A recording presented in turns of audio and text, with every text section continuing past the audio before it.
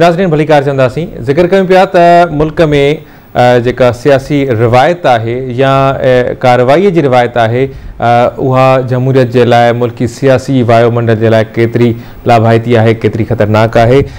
ज़िक्र कयूं पिया त PTI जे फयाज़ुल हसन चौहान साहब पार्टी छॾण जो ऐलान करे छॾियो आहे। शीरी मज़ारी साहिबा, आफ्ताब सिद्दीकी, मौलवी महमूद साहब समेत मुख़्तलिफ़ अॻवाननि पार्टी ऐं सियासत छॾण जो ऐलान करे छॾियो आहे। सीनियर तर्जुमेगार आहिनि, सीनियर सहाफ़ी आहिनि, आमिर वसीम साहब असांखे जॉइन कयो आहे। आमिर साहब खुश आमदीद कहता हूँ।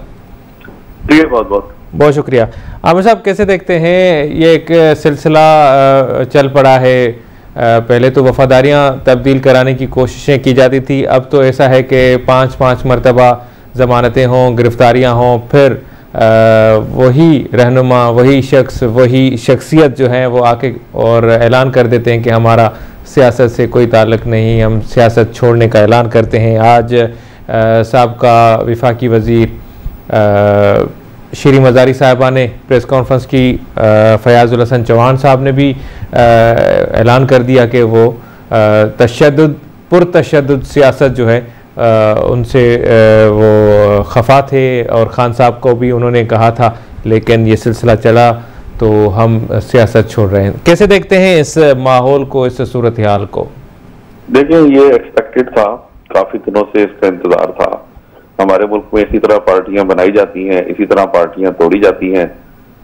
जब भी इलेक्शंस करीब होते हैं हम यही एक खेल तमाशा देखते हैं, क्योंकि ये लोग किसी नजरियात की बुनियाद पर तो पार्टी में होते नहीं है। तो ये हमेशा से ही होता आ रहा है और अभी भी हो रहा है।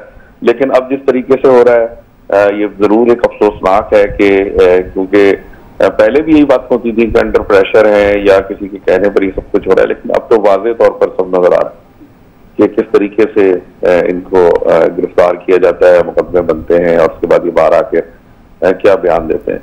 तो बहरहाल ये सारा कुछ एक अफसोसनाक सूरत हाल है, और मैं तो यही कहूँगा कि इस पे इसलिए अफसोस करें कि हम जहाँ पे हमारा जो सफर शुरू हुआ था जमहूरियत का, वहीं से वहीं खड़े हैं। कोई हमने 1 फुट या 1 इंच भी हम आगे की तरफ नहीं बढ़े इन तमाम वाकयात के बाद। मैं तो कम से कम इसी नतीजे पर पहुंचा हूँ।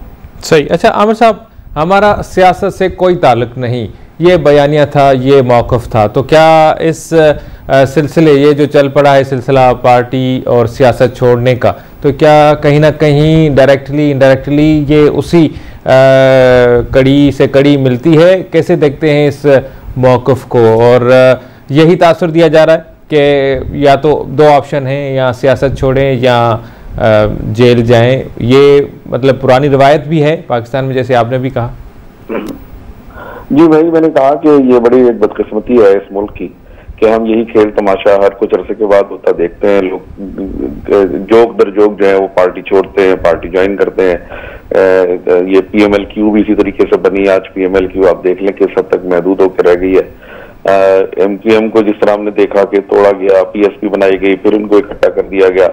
इसी तरीके से जब वोट ऑफ नो कॉन्फिडेंस आ रहा था, हमने देखा किस तरीके से जितनी प्रो एस्टैब्लिशमेंट पार्टीज थी जो इमरान खान साहब के साथ थी, उन सबको किस तरह दूसरी तरफ किया गया। अब PTI का जो हशर था वो होना तो यही था। जाहिर है कि एक पार्टी जो आर्टिफिशियली जिसको बनाया गया था, 2011 में एक प्रोजेक्ट लॉन्च किया था, और उस वक्त आपको याद होगा इसी तरीके से रोजाना लोग जो है इस पार्टी में जा रहे थे, हर रोज 4-4, 5-5, और इमरान खान साहब रात को आके कहते थे कि 2 विकेटें चली गई, 3 विकेटें चली गई।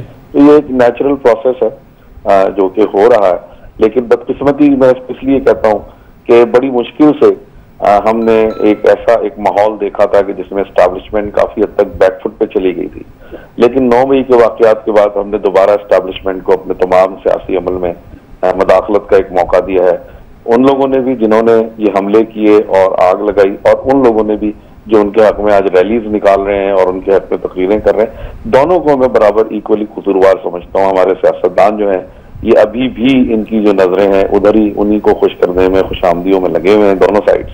तो ये बड़ी अफसोसनाक बात है कि हमने माजी से कोई सबक नहीं सीखा। सही, बिल्कुल सही कह रहे हैं। अच्छा आमिर साहब, ये सवाल उठाया जा रहा है कि जो 9 मई के वाकयात में मुलविस अंसर हैं, जो लोग हैं, सहूलतकार हैं, तो उनके खिलाफ कार्रवाई के बजाय ये सिलसिला क्यों शुरू किया गया कि आप लोगों से पार्टी को अलविदा करने के लिए दबाव डालें या इस तरह का कोई माहौल बनाए, तो उनके खिलाफ कार्रवाई क्यों नहीं की जा रही और कौन रुकावट है उस अमल में?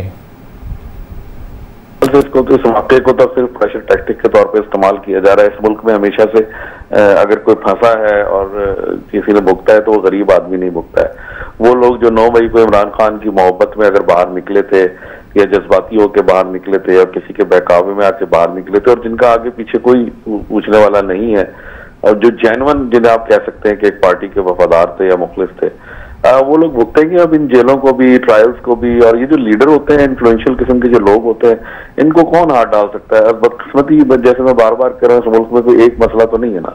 इस मुल्क में यही तो मसला है कि हमारे मुल्क में 2-3 निज़ाम एक साथ चल रहे होते हैं। अमीर आदमी के लिए और गरीब आदमी के लिए अलग-अलग निज़ाम है।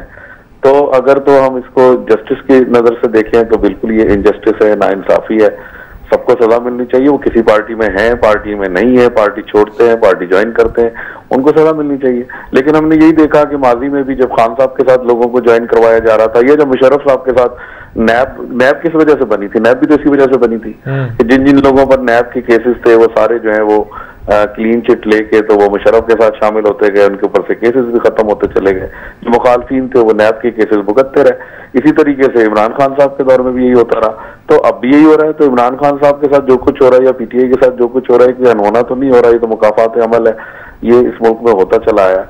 तो लेकिन अगेन इस पूरे जो हम जितनी गुफ्तगू कर रहे हैं, इस सब का जो नुकसान हो रहा है वो हमारे मुल्क को हो रहा है। हमारे जो मुल्क में जो थोड़ी बहुत अगर 1% 2% भी जमहूरियत का कोई अगर वो बचा था, वो उसको भी नुकसान पहुंच रहा है। जो हमारे मुल्क में जमहूरी जो निज़ाम जो जिसम कहते हैं कि जड़ नहीं पकड़ सक रहा, उसकी सबसे बड़ी वजह यही है कि हम घूम फिर के हर 2 साल बाद, 5 साल बाद, 8 साल बाद उसी जगह पर आके खड़े हो जाते हैं जहां पर हम पहले खड़े थे। बजाय आगे बढ़ने के हम और पीछे की तरफ चले जाते हैं। तो ये जितने भी वाकयात हो रहे हैं, ना तो 9 मई के वाकयात को कोई इंडोर्स कर सकता है कि बड़े अच्छे वाकयात थे, उनको कंडेम करना चाहिए, मजम्मत करनी चाहिए।